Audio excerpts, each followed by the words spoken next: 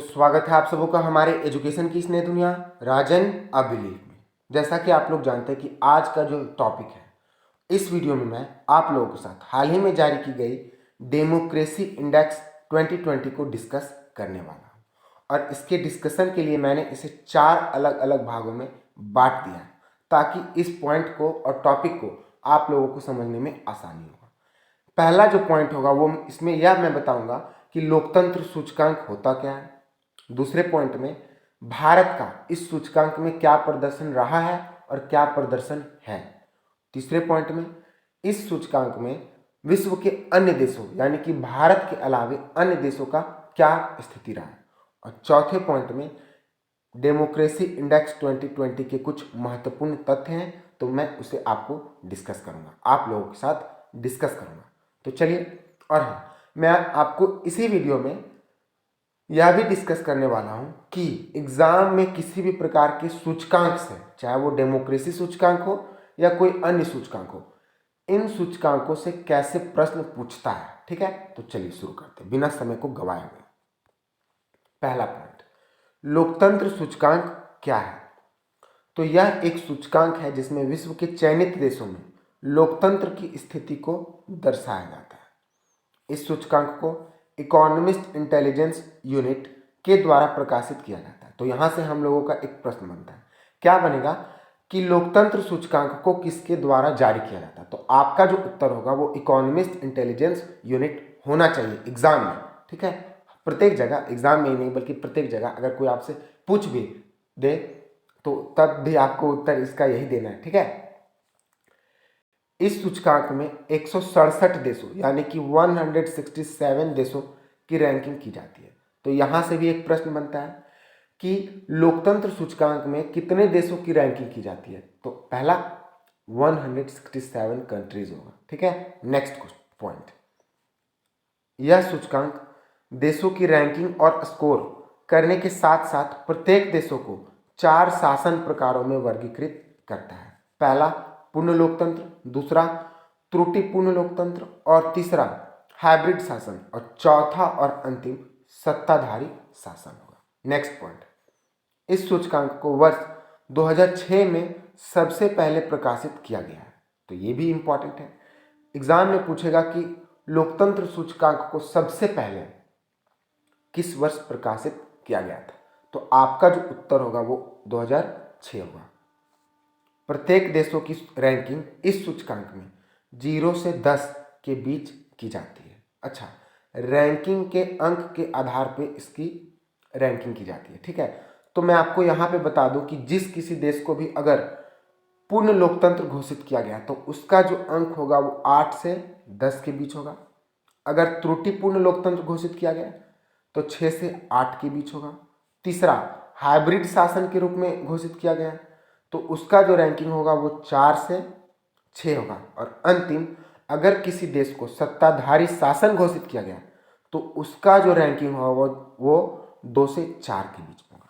तो ये बहुत ज़्यादा इंपॉर्टेंट है, इसको सिविल सर्विसेज के एग्जाम में पूछा जा सकता है। नेक्स्ट पॉइंट देखिए, अगर आपका अंक 10 की तरफ आता है तो आपका देश ज़्यादा लोकतंत्र, और अगर आपका अंक 0 की तरफ आता है यानी कि 5 से, अगर मान के मीडिएटर इसको मान लेते हैं, तो अगर 0 की तरफ आता है तो उसका जो रैंकिंग होगा वो कम लोकतंत्र देश के आधार पे होगा। ठीक है, नेक्स्ट पॉइंट, इस सूचकांक में देशों की रैंकिंग 60 संकेतकों के आधार पर की जाती है। तो यहां से भी एक प्रश्न बनता है कि लोकतंत्र सूचकांक में देशों की जो रैंकिंग होती है वो कितने संकेतकों के आधार पर होती है। तो आपका उत्तर 60 होना चाहिए। नेक्स्ट पॉइंट, और इन संकेतकों यानी कि जो 60 संकेतक हैं को मुख्य 5 श्रेणियों में वर्गीकृत किया गया है। ठीक है, तो इन संकेतकों की मदद से इकोनॉमिस्ट इंटेलिजेंस यूनिट देश के बहुलवादी नागरिक स्वतंत्रता को मापा जाता है। यहाँ एक ही पॉइंट मैंने 2 बार दिया था इसलिए मैंने उसे नहीं पढ़ा। ठीक है, अब पॉइंट नंबर 2, इस सूचकांक में भारत का क्या स्थिति था और क्या स्थिति है। चलिए, भारत ने इस सूचकांक में 6.61 अंक प्राप्त करके 53वें स्थान को प्राप्त किया है। वही जबकि भारत ने इस सूचकांक में वर्ष 2019 में 6.69 अंक प्राप्त करके 51 रैंक को प्राप्त किया था। यानी कि इस वर्ष भारत के रैंकिंग में 2 अंक और 2 पोजीशन में गिरावट आई है। नेक्स्ट पॉइंट, भारत को इस सूचकांक में अमेरिका, फ्रांस, ब्राजील और बेल्जियम जैसे अन्य देशों के साथ त्रुटिपूर्ण लोकतंत्र के रूप में वर्गीकृत किया गया। तो यहां से भी एक प्रश्न बनता है कि भारत को किस श्रेणी में रखा गया, किस लोकतंत्र में रखा गया। तो मैंने अभी 4 बताया था, तो उसमें से एक त्रुटिपूर्ण लोकतंत्र था। यानी कि भारत को जो अंक प्राप्त हुआ वो 6 से 8 के बीच प्राप्त हुआ है। ठीक है, तो इसे भी आपको याद कर लेना है कि भारत को जो सूचकांक में त्रुटिपूर्ण लोकतंत्र के रूप में वर्गीकृत किया गया है। नेक्स्ट पॉइंट, भारत में इस रैंक में गिरावट का कारण अधिकारियों का बैकस्लाइडिंग और नागरिक स्वतंत्रता पर दरार बताया गया है। वही EIU यानी कि इकोनॉमिस्ट इंटेलिजेंस यूनिट ने भारत के बारे में कहा कि भारत में लोकतांत्रिक मानदंडों पर बढ़ते दबाव के साथ साथ इसके रैंकिंग में गिरावट हुई है। ठीक है, नेक्स्ट पॉइंट, हालांकि भारत की रैंकिंग में गिरावट के बावजूद भारत का जो रैंक है इसके पड़ोसी देशों की तुलनात्मक में काफ़ी अच्छा है। अच्छा, EIU मैं बार बार बता रहा हूँ, तो यही एक संगठन है यूके का जिसके द्वारा लोकतंत्र सूचकांक को जारी किया जाता है। तो वहाँ कभी कभी EIU दे देगा आपको और इसका फुल फॉर्म दे देगा। ठीक है, तो आपका जो उसका फुल फॉर्म होगा क्या होना चाहिए, इकोनॉमिस्ट इंटेलिजेंस यूनिट होगा। ठीक है, तो उसका भी ध्यान आप लोग को रखना है। नेक्स्ट पॉइंट, अब भारत के पड़ोसी देशों का रैंक, नेपाल के द्वारा 68वां रैंक प्राप्त किया गया, बांग्लादेश के द्वारा 76वां रैंक प्राप्त किया गया, भूटान 86, पाकिस्तान 105 और अफगानिस्तान 139 रैंक को प्राप्त किया है। किस सूचकांक में, डेमोक्रेसी इंडेक्स 2020 में। ठीक है, और देखिए मैंने यहाँ पे ब्रैकेट में उन देशों की कैटेगरी को भी लिख दिया, जैसे कि श्रीलंका को जो है वो त्रुटिपूर्ण भारत के साथ ही रखा गया, लेकिन बांग्लादेश, भूटान और पाकिस्तान को तीसरे पॉइंट हाइब्रिड शासन के आधार पर रखा गया, और अफगानिस्तान को तो पूछ भी मत कीजिए। इसका जो रैंकिंग है वो 2 से 4 के बीच में है, यानी इसे सत्तावादी शासन की श्रेणी में रखा गया है। नेक्स्ट पॉइंट, मैं आपको बता दूं कि EIU ने भारत को थाईलैंड से तुलना किया है और इसका मानना है, यानी कि EIU का मानना है कि दोनों देशों के रैंकिंग में गिरावट का कारण बैकस्लाइडिंग और क्रैकडाउन है। ठीक है, अब ये सारी जानकारी भारत की स्थिति के बारे में थी इस सूचकांक में। अब अन्य देशों की स्थिति को इस सूचकांक में देखते हैं।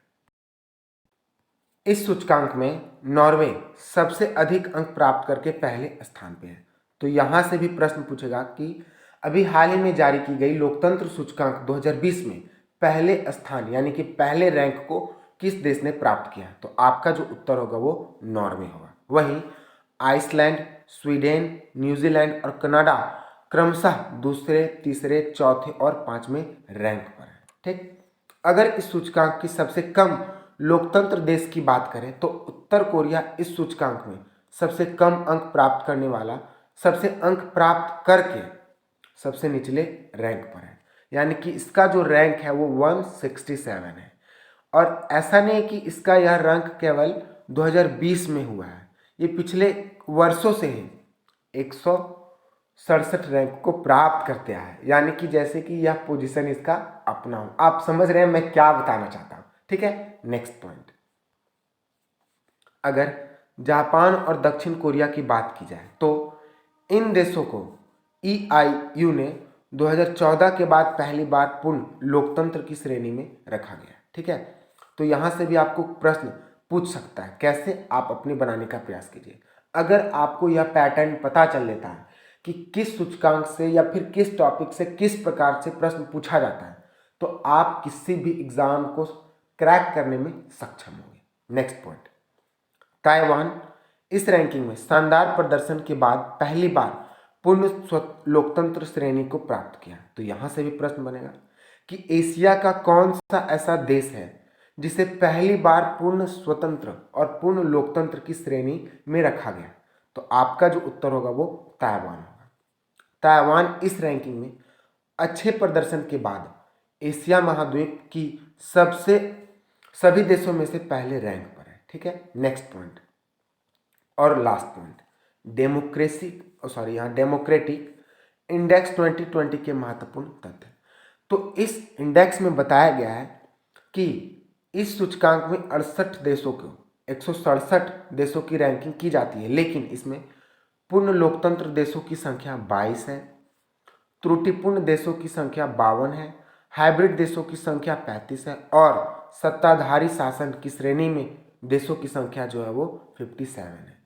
तो इसे नंबर केवल आपको याद कर लेना, यहाँ से क्वेश्चन ना बनने की चांस है। ठीक है, लास्ट पॉइंट, इस रैंकिंग में यह भी बताया गया कि केवल न्यूजीलैंड ऑस्ट्रेलिया और एशिया महाद्वीप में सबसे अच्छा प्रदर्शन करने वाला देश है, क्योंकि मैंने अभी आपको बताया कि इस सूचकांक में न्यूजीलैंड के द्वारा 4th रैंक को प्राप्त किया गया। ठीक, लेकिन ऑस्ट्रेलिया भी हमेशा अपनी रैंकिंग को पूर्ण लोकतंत्र की श्रेणी में बरकरार रखता है।